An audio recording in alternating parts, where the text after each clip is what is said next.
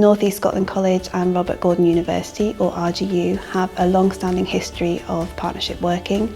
This project sought to build upon the strong partnership that there is in place between both institutions. We at NESCol have been revisiting existing progression agreements with Robert Gordon's University to look at where there are opportunities to broaden and diversify progression pathways, sharing frameworks, engaging in professional dialogue. A paper entitled Developing Demand-Led, Aligned and Sustainable Learner Pathways was drafted collaboratively by members of the executive of both institutions in 2020. My role on this project as Pathfinder Project Coordinator was to initiate collaboration across both institutions, to monitor progress and to maintain momentum against agreed objectives. This was done in recognition of the fact that the North East of Scotland would be one of the most negatively impacted regions in the UK as a result of Brexit. Articulation from college to university isn't new.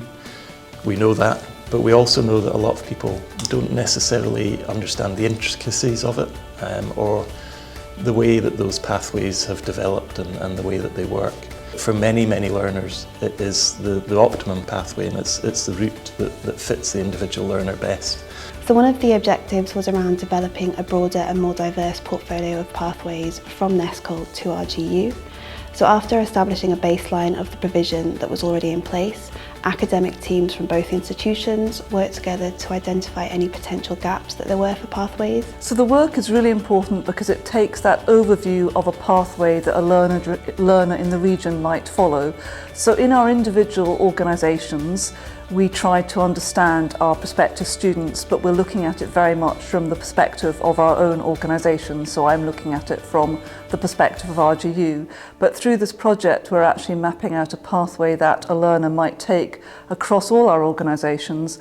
This work has been hugely supported by staff at different levels at both institutions, and both organisations acknowledge the mutually beneficial outcomes of this increased and ongoing collaboration. A key feature of Scottish education and Scottish post-school education is that there is no wrong path, but to really make that real and to make that happen, we as providers need to think about all the different paths that there are and how we can explain that to learners and also to their teachers and their parents, really to help them get the best out of the next stage of their journey.